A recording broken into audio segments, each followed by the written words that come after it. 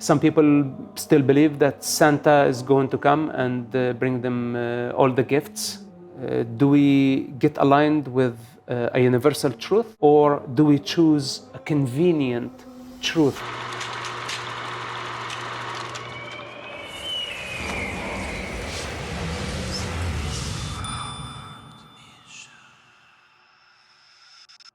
I'm really interested to ask about your childhood.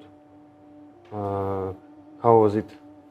So childhood, my childhood was very rough. There was lots of violence, and it's a violent culture in principle.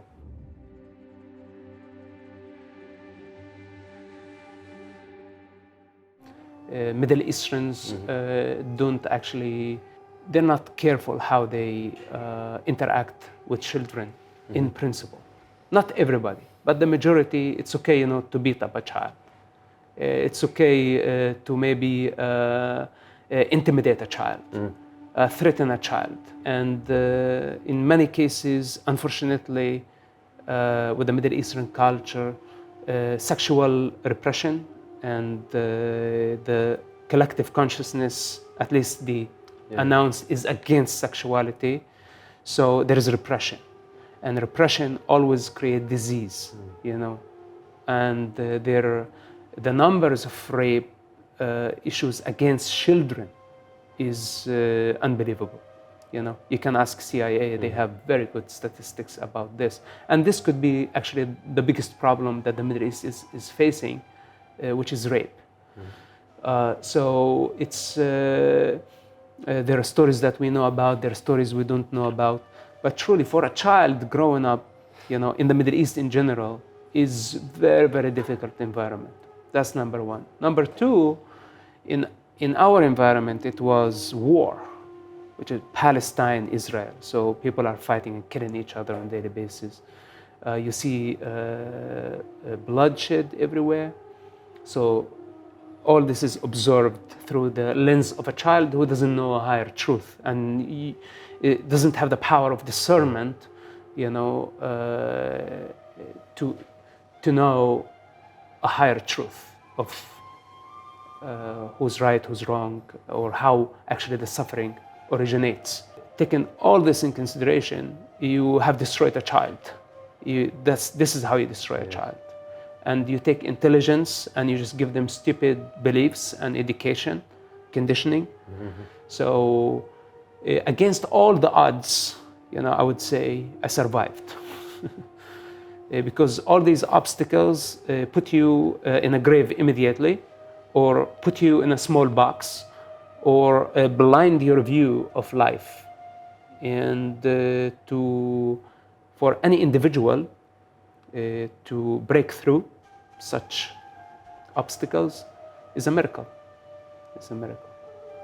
What's happened? Why you decided not to go this way? It's not. I think I understand it's about the points of transformation in your life. Right. Yeah. So I'm very interested in this. Yeah. What's happened? It's a chain of events. Chain of events, and each event, each phenomena is directing you to a certain way to see a higher truth. It's a choice. Do we get aligned with a universal truth, or do we choose a convenient truth that pays, that gives us security, that gives us protection, that is known to us?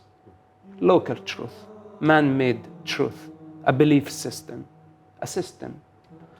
Or, it's like we see the absurdity of all systems and their limitation. Some people still believe that Santa is going to come and bring them all the gifts, so they are waiting.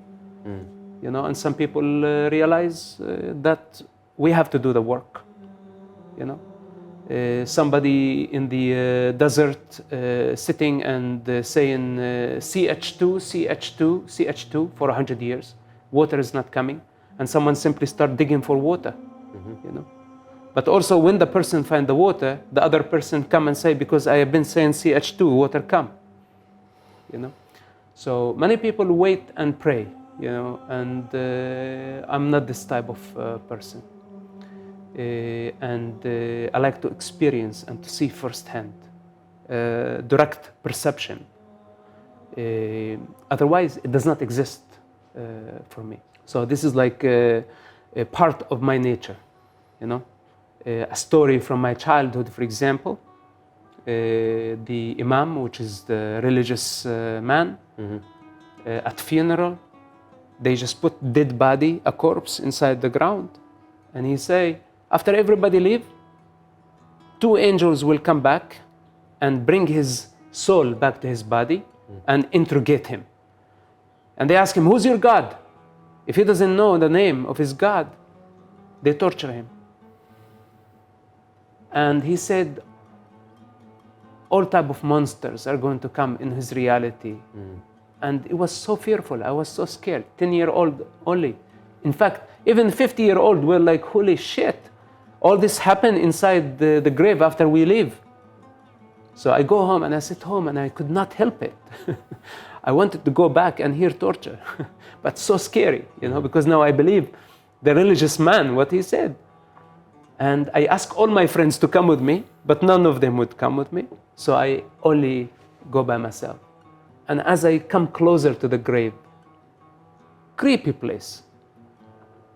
I am afraid now I hear a man scream of pain, but no voice, nobody saying nothing. And I get closer and closer. There was no voice, it was peaceful. It was very silent, actually. Then I put my ear on the ground, trying to hear something coming from torture, interrogation, any questions, who's your God, you know? The man screaming. There was nothing. So if I look back at the child within, from 10-year-old, I did not believe the theory of the mullah. And I investigated for myself. Eventually, the graveyard became my playground because we did not have playgrounds. And this is where actually I explored and I came face to face with death, to accept the truth and the reality of death. From that point on until now, death is not my enemy. It's my friend.